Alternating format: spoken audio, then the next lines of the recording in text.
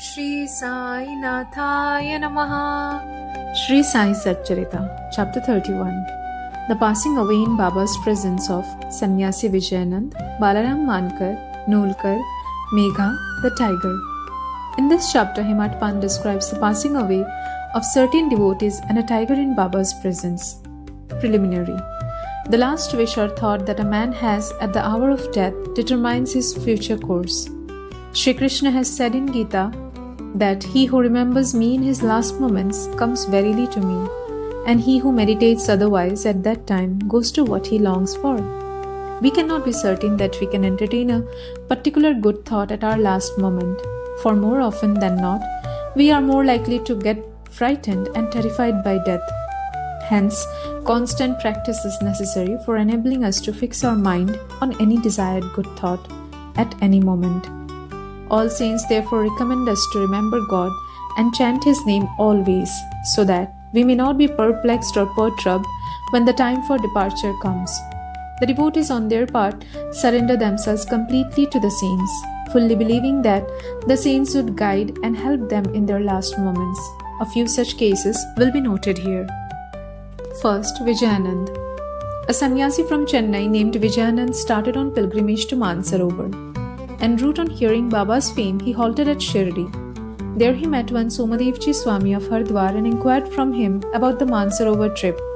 The Swami told him that the Sarovar was 500 miles above Gangotri and described him the difficulties of the journey, that is plenty of snow and the change of dialect every 50 kos and the suspicious nature of the local people, who give a lot of trouble to the pilgrims on the way. On hearing this, the sannyasi was dejected and cancelled the trip. Then when he went to Baba and prostrated himself before him, Baba got enraged and said, "Drive out this useless sannyasi, his company is of no use." The sannyasi did not know Baba's nature. He felt discomforted but sat there watching things that were going on. It was the morning darbar and the masjid was overcrowded. Baba was being worshipped in various ways. Some were washing his feet, some taking the tirth holy water and drinking it heartily, and some touching their eyes with it. Some were applying sandal paste and some scents to his body. And all were doing these things forgetting the distinction of caste and creed. Though Baba got enraged with him, he was filled with affection for Baba and he did not feel like leaving the place. He stayed in Shri for 2 days when he got a letter from Chennai stating that his mother was very ill. He felt very dejected and wanted to be by his mother's side. But he could not leave without Baba's permission to return home. The omniscient Baba, knowing the future, said to him, "If you so loved your mother, why did you take sannyas? Attachment makes misuse of an ochre garb. Go and sit quiet at your lodging. Wait with patience for a few days. In the Vara there are many robbers. Bolt your doors and be very vigilant. The thieves will carry everything. Wealth and prosperity are transient and the body is subject to decay and death. Well knowing this, do your duty, leaving all attachment with the things of this world and the next. He who does this and surrenders himself to the feet of Hari will get free from all troubles and attain bliss. The Lord runs and helps him who remembers and meditates on him with love and affection. Your store of past merits is considerable, so you have come here. Now attend to what I say and realize the goal of your life. Begin from tomorrow the study of Bhagavat. Do 3 saptahas, that is 3 readings during 3 weeks conscientiously. The Lord will be pleased with you and will destroy your sorrows. Your illusions will vanish and you will get eternal peace. On seeing that his end was approaching, Baba prescribed this remedy and made him read Rama Vijay, which pleases the god of death. Next morning, after bathing and other purifying rites, he commenced to read Bhagavat at a secluded spot in the Lendi garden. He completed 2 readings and thereafter felt much exhausted. He returned to the Vara and stayed in his lodging for 2 days, and on the 3rd day, he breathed his last on Fakir Bade Baba's lap. Baba asked the people to preserve the body for a day for a reason. The police afterwards came and on making proper inquiries gave permission for the disposal of the body. It was buried in a proper place with due rites. In this way, Baba helped the sannyasi and ensured him Sadgati. Balaram Mankar. There was a householder devotee of Baba by name Balaram Mankar. When his wife passed away, he got dejected and entrusting his household to his son, left home and came to Shri and lived with Baba. Being pleased with his devotion, Baba wanted to give a good turn to his life and did it in this way. He gave him rupees 12 and asked him to go and live in Michindragad. Mankar was first unwilling to go and stay away from Baba, but Baba convinced him that he was giving the best course for him and asked him to practice meditation thrice a day in the Gad. On believing in Baba's words, Mankar went to the Gad. He was much pleased with the serenity, pure water, healthy air, and the surroundings of the place, and began to practice assiduously the meditations as recommended by Baba. After some days, he got a revelation. Generally, bhaktas get revelation in their samadhi or trance states, but in Mankar's case, he got it when he came down to his ordinary consciousness from his trance. Baba appeared to him in person. Not only that Mankar saw him, but he also asked him why he was sent there. Baba replied, in Shirdi, many thoughts and ideas began to rise in your mind, and I sent you here to bring your unsteady mind to rest. You thought that I was in Shirdi with a body composed of the 5 elements and 3.5 cubits in length. Now you see and determine for yourself whether the person you see here now is the same you saw at Shirdi. It is for this reason that I sent you here.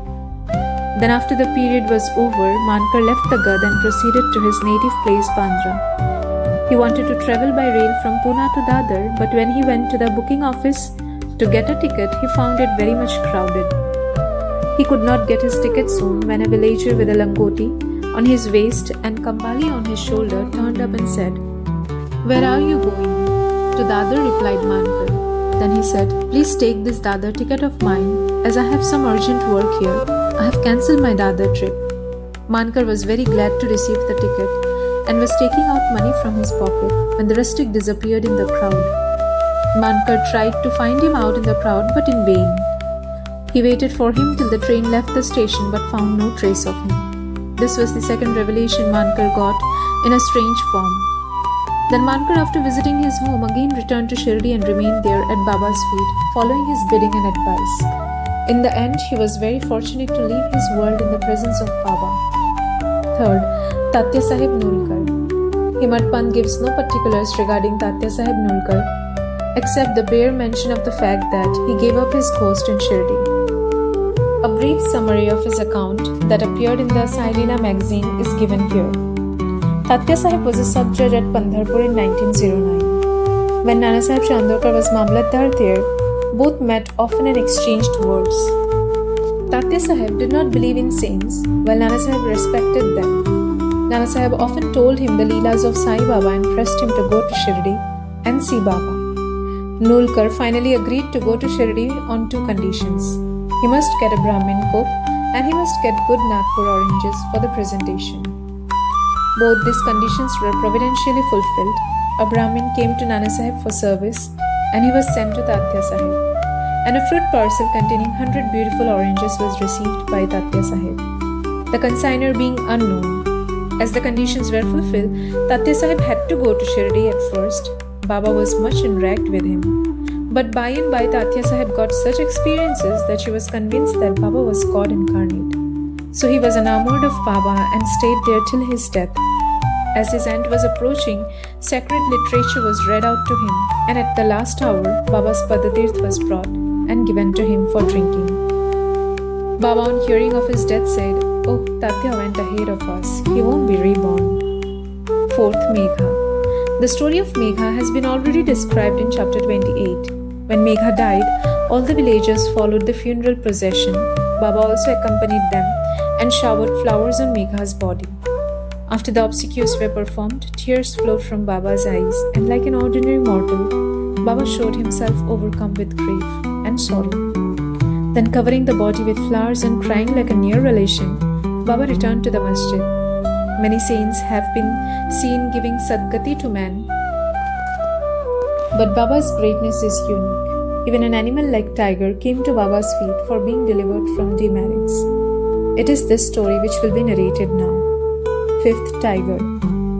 7 days before Baba passed away, a wonderful incident occurred at Shirdi. There came a country cart and stopped in front of the masjid. A tiger was on the cart, fastened with iron chains, with its agonized face turned to the rear. It was suffering from some painful malady. Its keepers, 3 dervishes, have been taking it from place to place and making money by exhibiting it. It was the means of their subsistence. They tried all sorts of remedies to cure it from the malady it was suffering from, but all in vain. Then they heard of Baba's fame and came to him with the animal. They got it down with chains in their hands and made it stand at the door. It was naturally fierce besides being disease-ridden, so it was restless. The people began to look at it with fright and amazement. The dervishes told Baba everything about the animal and with his consent brought it before him. As it approached the steps, it retreated on account of the awe of Baba and hung its head down. When both saw each other, it got onto the step and looked at Baba with affection. Immediately it moved the tuft of its tail and dashed it thrice against the ground and then fell down senseless. On seeing it dead, the dervishes were much dejected and full of sorrow. But on proper thought, they came to terms with it. They considered that as the animal was diseased and nearing its end, it was very meritorious on its part that it met its debt at the feet of Baba. It was their debtor, and when the debt was paid off, it was free and met its end at Sai's feet. When any creatures bow down their heads at saints' feet and meet death, they are liberated. Unless they have got a good store of merit on their account, how could they get such a meritorious end? Woe to Shri Sai, peace be to all.